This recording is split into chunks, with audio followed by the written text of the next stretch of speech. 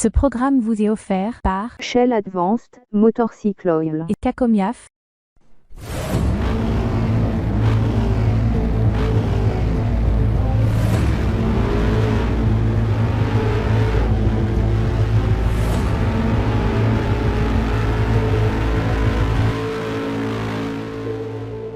Bonjour à tous, merci d'être sur UGF TV, merci également d'être dans l'univers du motocyclisme en Côte d'Ivoire à travers cette émission dédiée à la cause. Nous retournons sur la troisième journée du championnat national de motocyclisme 2023 avec M. Mamadou Soumaoro, président de la Fédération ivoirienne de motocyclisme de Côte d'Ivoire. Ne peut pas organiser une compétition de motocyclisme qui veut, mais surtout c'est qui peut. Parce que d'abord, il y a des règles à franchir, il y a des critères d'abord avant d'être autorisé à organiser une compétition de motocyclisme. En Côte d'Ivoire, la seule structure qui est autorisée à organiser, qui a un agrément du gouvernement ivoirien pour organiser la moto en Côte d'Ivoire, c'est la Fédération motocyclisme de Côte d'Ivoire. Il faut faire un règlement de la course. Le règlement de la course, il est valable pour les conflits s'il y a la course. Par exemple, il y a des pilotes qui ne s'entendent pas, il y a des équipages qui ne s'entendent pas. Et même en cas de gravité, si vous allez demain devant les tribunaux, c'est ce règlement de la course qui a été validé 2 semaines avant qui sera mis en application. Tous ceux qui doivent prendre part à cette compétition doivent être membres d'un club qui est légalement reconnu, c'est-à-dire qui est reconnu par l'État de Côte d'Ivoire et par la fédération, actuelle de la fédération, et qui délivre des licences, qui a une autorisation de délivrer des licences aux participants, c'est-à-dire aux pilotes qui sont retenus. Monsieur Tentapion s'élève, il va organiser une compétition. Quand on se pose, on dit non, c'est passé la fédération. Non, il y a déjà, il faut un directeur de course. Le directeur de course doit être un directeur de course qualifié, qui sera formé au moins sur 3 ans par la fédération.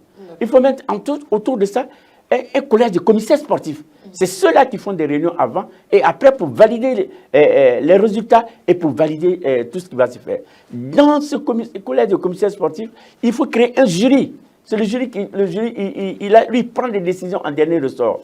Maintenant, il y a aussi les commissaires de piste. Que tout ça, il faut terminer. Quand la fédération n'est pas sûre d'avoir mis tout ça en place, on ne peut pas donner l'autorisation. Après, l'autre qui est plus important, c'est l'assurance de la course.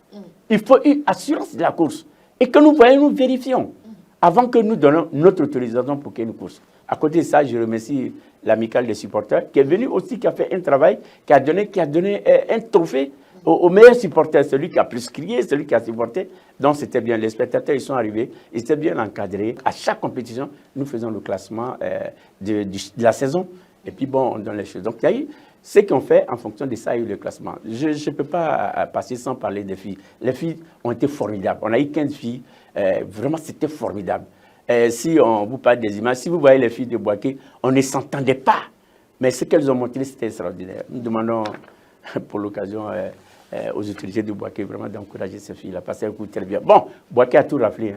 Chez les hommes, Boaké a raflé. Chez les filles, Boaké a raflé. Boaké a eu tous les trophées. Les présidents de fédération sont des passionnés. Nous n'avons aucune formation pour ça. Il n'y a jamais un module qu'on a dit on va former les fédérations, les présidents de fédération. Nous sommes là et chacun, ce sont des passionnés qui s'en vont, qui mettent le budget familial dedans, il faut le dire. Après, il y a une petite subvention du ministère pour aider. Ça, je ne crache pas dessus. Mais je dis, quand nous arrivons dans une région ou bien un département, les DD et les DR, il y a au moins 10 personnes dans chaque direction. Mais nous ne voyons personne. Nous demandons à la mairie, quand nous arrivons dans une chose, c'est pour faire l'animation de votre ville. C'est pour occuper votre jeunesse, qui seront demain vos électeurs, qui seront demain des jeunes que vous allez encadrer pour qu'ils ne rentrent pas dans la toxicomanie, ils ne rentrent pas dans la drogue, ils ne rentrent pas dans les voyousies. Nous les occupons au moins pour cet instant. Et puis en partant, on crée un club sur place pour que les gens puissent s'entraîner et puissent s'occuper sainement. Donc nous demandons aux mairies, si nous arrivons, d'accepter de nous donner un espace hors lotissement que nous allons aménager. Mais l'espace, il reste pour la ville. Là, les jeunes gens peuvent aller s'entraîner dessus. On peut même faire des journées récréatives dessus. Qu'on nous donne un espace que nous allons aménager tout ça. Et puis qu'ils acceptent. Pour là où louer les espaces, hein? On loue l'espace qu'on nous donne, mais je ne peux pas dire, mais le stade municipal, quand nous sommes battus, nous a fait payer un forfait. Quand c'est monsieur le maire, ou bien le député, ou bien le conseiller régional qui donne un trophée à l'équipe, il est content, il fait le tout. Mais alors, c'est le président de la fédération qui a choisi des personnes dans la foule. Ça a été le même scénario à Jacquesville? Bon, Jacquesville, on n'a vu personne. Non, c'était pas grave. Personne. Mais après, vous dites que vous avez eu l'hôpital général de Jacquesville, vous avez eu un peu la gendarmerie. Est-ce que c'est vous-même qui allez vers la gendarmerie pour pouvoir solliciter leur aide en échange de monnaie? 2 semaines avant. D'accord. Nous adressons un courrier pour la sécurité médicale, la sécurité publique. Les gens disent, qu'est-ce que vous voulez? Nous, on veut une ambulance médicalisée, on veut ça. Ça coûte tant. Vous devez payer. Si c'est la gendarmerie, bon, nous, on va vous donner les agents. Mais un agent coûte tant. On paye. Et puis, ils viennent, ils ne font pas du racket, mais quand je reviens là-dessus parce que quand on vous entend dire que la gendarmerie était présente, l'hôpital général était présent, ça laisse croire que c'est les autorités qui mettent toutes ces personnes à votre disposition. Les autorités, ils sont informés. Par exemple, les préfets, quand on arrive, ils sont informés. Peut-être qu'ils donnent les autorisations pour faciliter. Ça, je ne sais pas, mais ils sont informés. On dit, aidez-nous à faciliter l'organisation. Ils peuvent donner administrativement des autorisations. Mais quand vous arrivez... Après, c'est facturé. Mais quand non, c'est facturé, vous payez. On dit, bon, nous comprenons que bon, c'est des gars que vous déplacez pendant le week-end. Ils devaient être chez eux. Vous les déplacez. Bon, quand on nous dit... Oh, c'est pas des 1000, mais ça coûte quand même quelque chose. C'est quand même 2 pièces, 3 monnaies qui nous fatiguent un peu quand même. Mais aujourd'hui, je suis heureux. La Côte d'Ivoire a avancé. La Côte d'Ivoire est gouvernée. Je remercie vraiment le général de brigade Apalo, de la gendarmerie. Le général Apalo. Général Apalo. Je ne vais pas savoir ce qu'il a fait, mais je sais que sur la route, nos gens ne sont pas. C'est plus la merde. C'est-à-dire, nous chargeons les motos sur un véhicule de transport. Et les pilotes sont à l'intérieur et nous traversons pour venir faire la compétition au retour. Avant, c'était la croix et la bannière. Quand on allait, il fallait descendre toutes les motos. Il fallait faire... On dit non, on va juste en compétition. Les motos sont chargées. Après, vous êtes là, on va repasser. Les motos seront encore rechargées. Ils ont fait des choses que... Le général, vraiment, je lui dis merci. Je dis grand merci au général.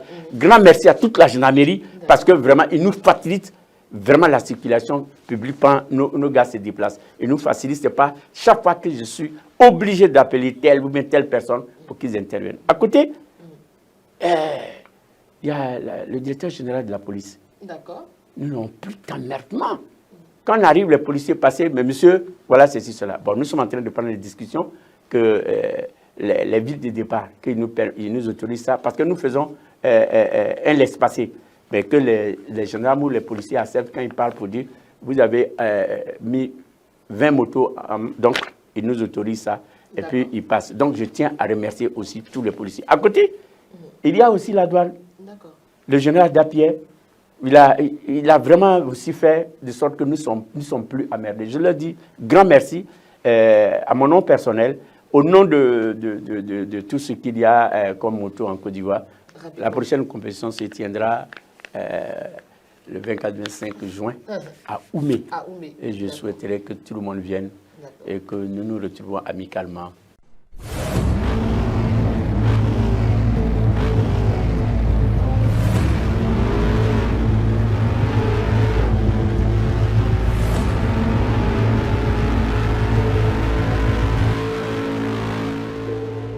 Ce programme vous a été offert par Shell Advanced Motorcycle Oil et Kakomiaf.